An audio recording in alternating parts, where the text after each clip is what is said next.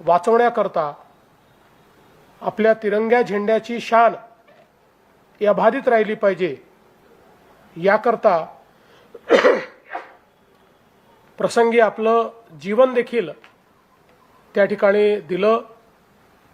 आणि म्हणूनच आपल्या देशामध्ये आज सर्वाधिक सन्मानाने जर कोणाकडे पाहिलं जातं तर ते आपल्या सेनेकडे, आपल्या सैनिकांकडे पाहिलं जातं। कारण आमचे सैनिक आमच्या देशाला सुरक्षित ठेवतात, म्हणूनच आमचा देश विकसित होऊ शकतो। आपण सगळे शांतपणे आपलं जीवन जगू शकतो, आपल्या जीवनामध्ये प्रगती करू शकतो। आणि अशा या सैनिकांच्या खडतर जीवनामध्ये खऱ्या अर्थानं ज्या ज्या पद्धतीनं आपल्याला काही ना काही करता येईल, मदत करता येईल, त्यांच्या कुटुंबाला अनेक वेळा त्यांच्या पश्चात जे काही कुटुंब असतं त्या कुटुंबाच्या ज्या काही विविध बाबी असतात त्यामध्ये कशा पद्धतीनं मदत करता येईल या संदर्भात अनेक प्रकारचे इनिशिएटिव्ह्ज हे माजी सैनिक कल्याण विभागाच्या वतीनं घेतले जातात। आणि मला हे देखील या ठिकाणी सांगितलं पाहिजे की 2014ला जेव्हा मी मुख्यमंत्री झालो त्यावेळी आमचे जे सैनिक शहीद व्हायचे त्यांना शासनाच्या वतीनं आम्ही 3 लाख रुपये द्यायचो।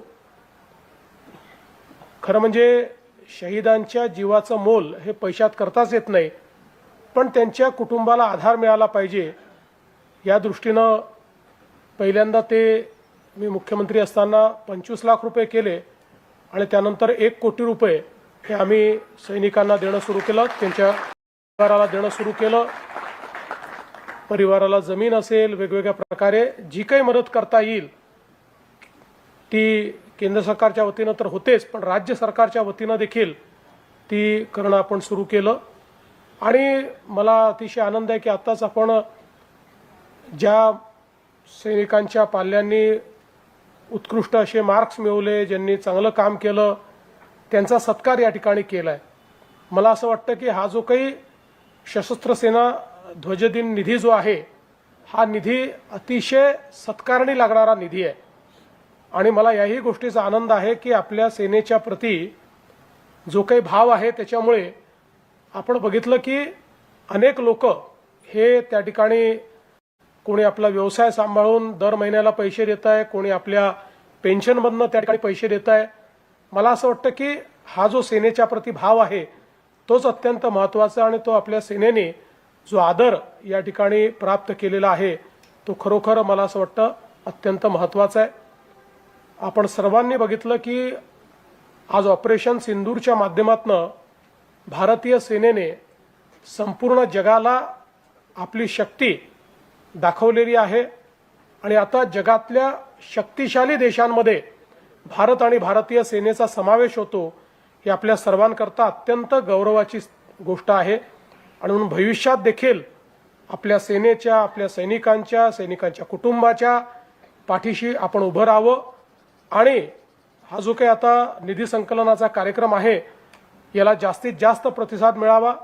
मी विभागीय आयुक्तांचं आणि जिल्हाधिकाऱ्यांचं अतिशय मनापासून अभिनंदन करतो की नागपूर जिल्हा आणि आपला विभाग हा या निधी संकलनात महाराष्ट्रामध्ये अव्वल राहिलेला आहे। सर्वाधिक निधी संकलित करण्याचं काम हे या ठिकाणी झालेलं आहे आणि जी काही त्या ठिकाणी टार्गेट होतं त्या टार्गेटपेक्षा जास्त निधी हा जमा करण्याचं काम केल्यामुळे त्यांचं देखील मी मनापासून अभिनंदन करतो।